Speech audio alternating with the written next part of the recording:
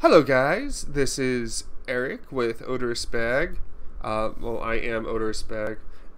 What the heck? No, not right now. Sorry about that. So, my friend asked me recently, hey, are you ever going to make a tutorial on PlayStation 2 emulation? I told him I was playing, Gran Turismo 4 recently, and just having a blast with it because it's a fun game. And I've been wanting to play a lot more games from my late childhood, like early 2000s, and PS2 is definitely in that era.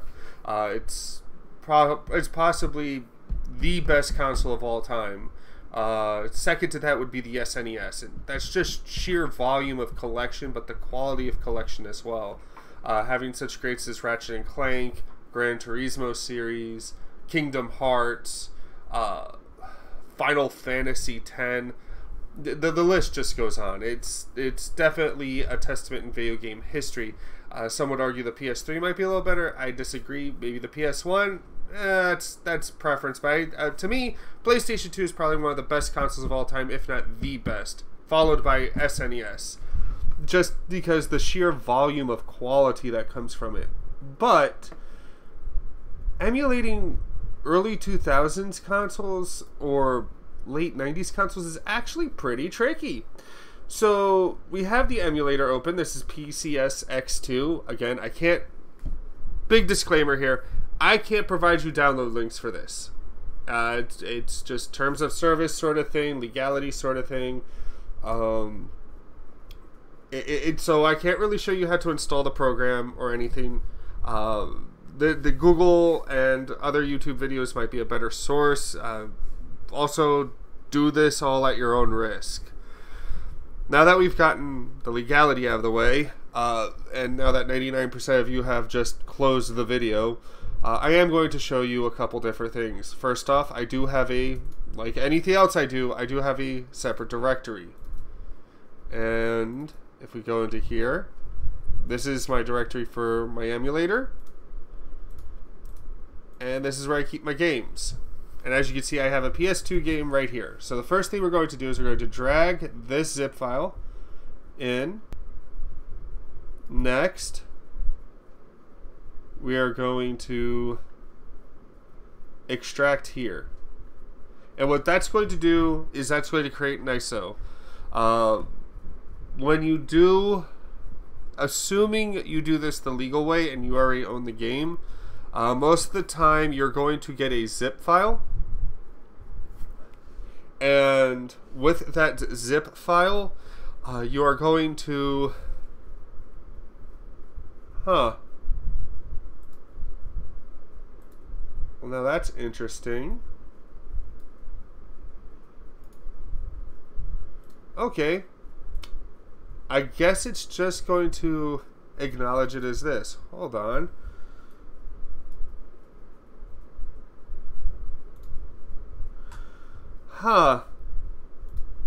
Okay.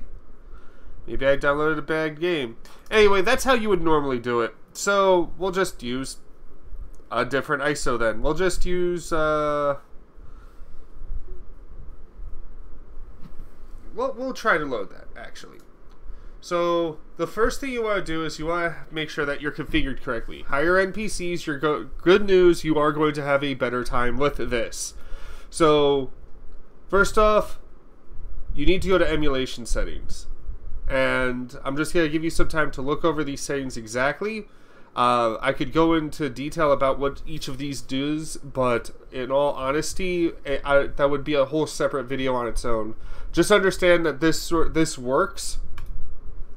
And if I see something that does require a different, some explanation, I will provide that. Just note that what an emulator is that it's mimicking the system. So you're literally creating a virtual machine on your computer that acts like a PS2. Even the clock speeds, like your CPU will only allow a certain clock speed that's realistic to the PlayStation 2. That sort of thing. It's very, the modern emulation is actually very tricky, it looks like. This will be dependent on your system. I have a 16:9 monitor and I have a 1440p monitor, so that's where you're getting this custom window size. Speed hacks. This will be different for some people. Some people may need this, some people may not. What speed hacks are is when you unhinge the frames per second on a PS2 game, it's going to run really, really fast. So sometimes you may want to enable a speed hack and then just slow the game down a little, or speed it up depending on what you're seeing. So monitor these if your frames per second are starting to dip. Make sure that this is unchecked first, and if it is unchecked, check it, and then I would do VU cycling first and then VU cycle rate second. It's just pretty much emulating what the load times would look like based on the spinning of the disc. And then game fixes, I would leave this alone. And then we'll click apply. The next thing we're going to do is we're going to go back into configuration, and we're going to go to the plugin BIOS selector. First thing you need, is a BIOS. As you can see, I have all the BIOSes. They're abundant. Just search PS2 BIOS. You'll be fine. Again, I can't tell you where to get them, but just put them in a BIOS. Just put them in a directory where you'll find it, and then bam, you'll have it. This is just where all your save games are, but this is what we want to focus on. So, as you can see, we have a bunch of different plugins here. For the pad, I would use LilyPad. I would keep all of these the same. It's just, and honestly, there's nothing different except for this one. These just work fine, but you want to just pay attention to them because sometimes updates will update the plugins, or you may find different plugins that do different things. So N64 is more important than with PlayStation 2, but you want to just take a look at that. Now, this is the big deal. Plugin settings. We want to make sure we're on GCSD10. We want to make sure that our video card is being detected, that we're using Direct 3D and the hardware. Especially if you're using high-end PCs. Lower-end PCs do DirectX, do Direct 3D software. Your games will come in a little fuzzy, but you won't be able to handle hardware-level graphics. You do want interlacing. You want to allow 8-bit textures. You want to allow 3x native. What you're doing here is you're fixing the graphics. So for Need for Speed games, for example, if you don't fix the graphics, it comes in looking all purplish. So this is what it's fixing. Don't worry about software mode. That doesn't really matter. Enable HW hacks. Yes, we want to click on that. Then configure hacks. We want to make sure our skip draw is set to 1. For most games, this will be the case, or else it won't look right. Leave everything else alone, unless you're actually playing Wild Arms or any of the other games mentioned here. And then just click OK. Shader configuration. This is just, I wouldn't fuck with this. And then we're going to click OK. Now, the fun part. We finally get to load a game. Not quite. We also want to go to the controllers. And this is just going to go over the different things here. We want to make sure that we're binded correctly. So we're going to click on pad 1 to emulate controller 1. And then all you're going to do is just click on each of these boxes and then hit the corresponding button on your controller that you want to do with that. Cross is X, square is square. You know, square is going to typically be the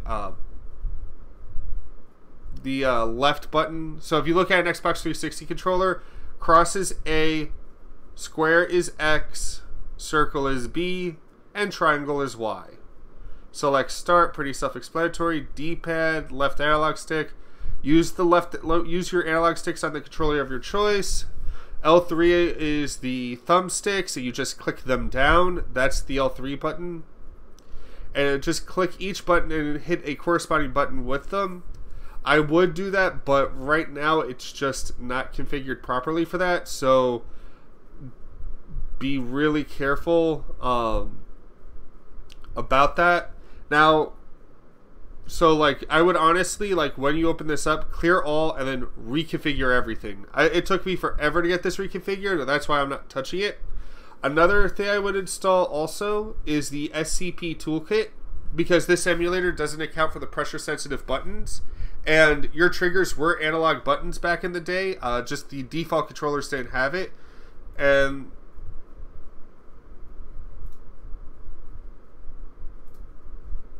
let me just go ahead here. Twitch, Discord.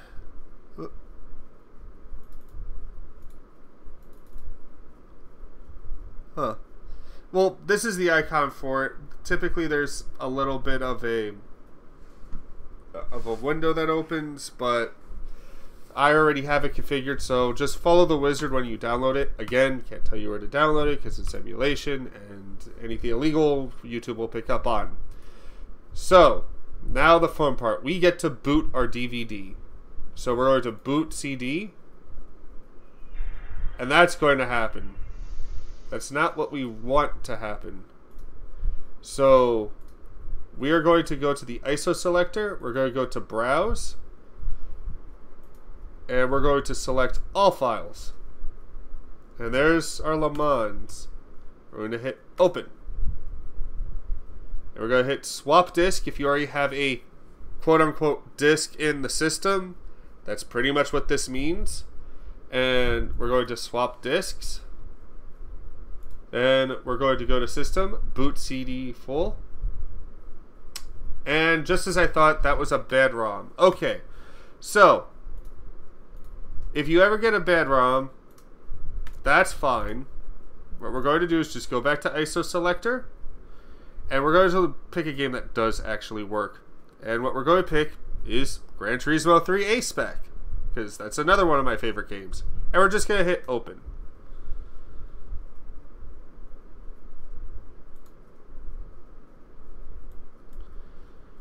As you can see, this is actually very finicky. So now we have this loaded. We have the CD booted. So now we'll just hit Boot CD. And there you go. Just like you remember. And then all we're going to do is hit Alt-Enter.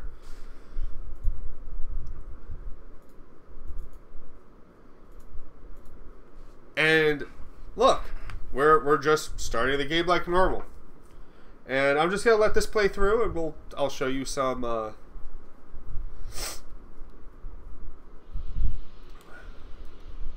I'll show you what some gameplay looks like. Let's go to arcade mode. I think I have my buttons configured properly for this game. And this works for almost any game. So don't be afraid to like experiment with this. Like this goes for Kingdom Hearts, Final Fantasy, any of them. And oh, that's always been a good one.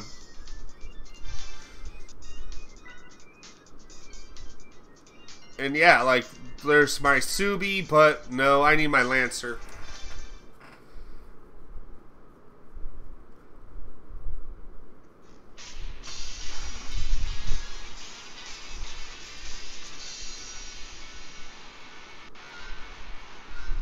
Alright, so it does look like we have some emulation errors right there. But then once we're in the game, everything just looks fine.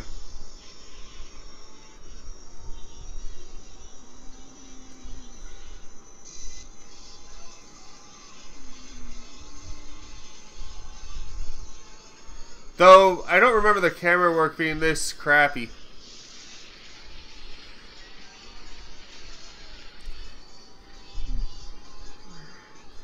But man, this brings back memories.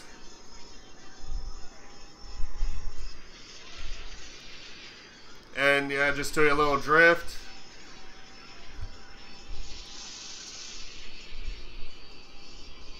Because this game was so easy to run back in the day. Now, being that it's a little choppy, what we could do is go back to skip draw in our video settings and actually edit that and go to 0. And then that should fix that. And I'll show you how to do that.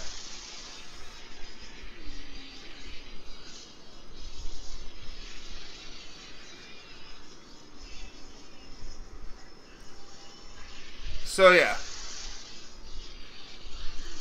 And right now I'm just showing off. So what we'll do now is we'll hit Alt F4 or Alt Enter. Oh no, you didn't.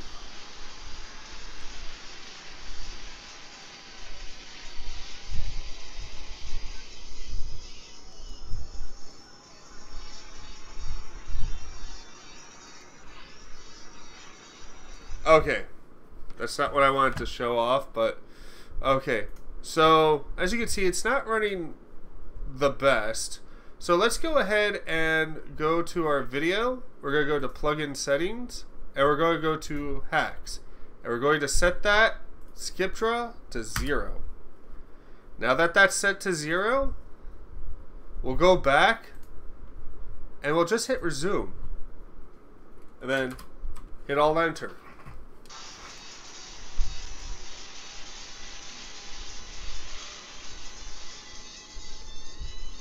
And it still seems a little choppy here and there. Man, this Subi's right on my ass.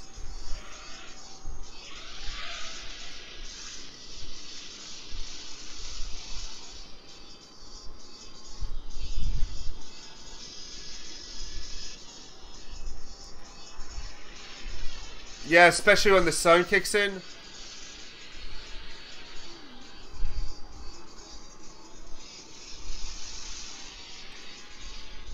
Huh. So I'll have to play around with this, but that's really what it is. Another tip is just look for your favorite game plus YouTube and see what their settings are. But my method works for most games. Like Gran Turismo 4 works phenomenally. I have had other games work on here phenomenally as well, just using these settings. So just kind of like go with it and figure it out. That's really all I can say. And let's go ahead and finish up this race before I have to go to work. Nope.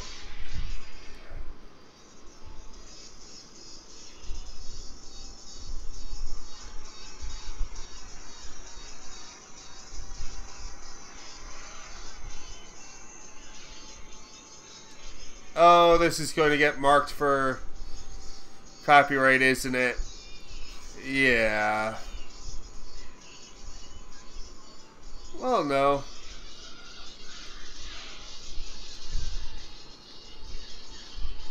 The cool thing about Gran Turismo is it didn't require analogs.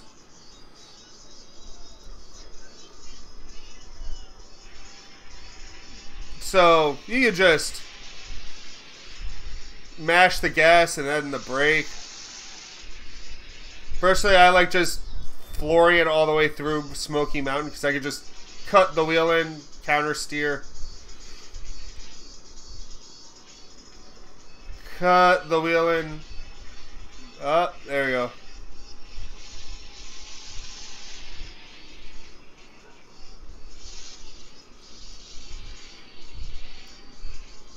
Brake over steer. A little bit of e-brake action. There we go.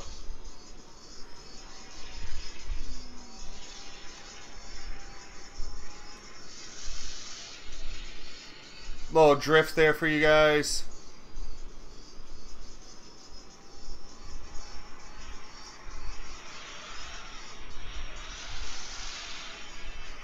And that's really everything there is to it. I hope you guys enjoyed the video.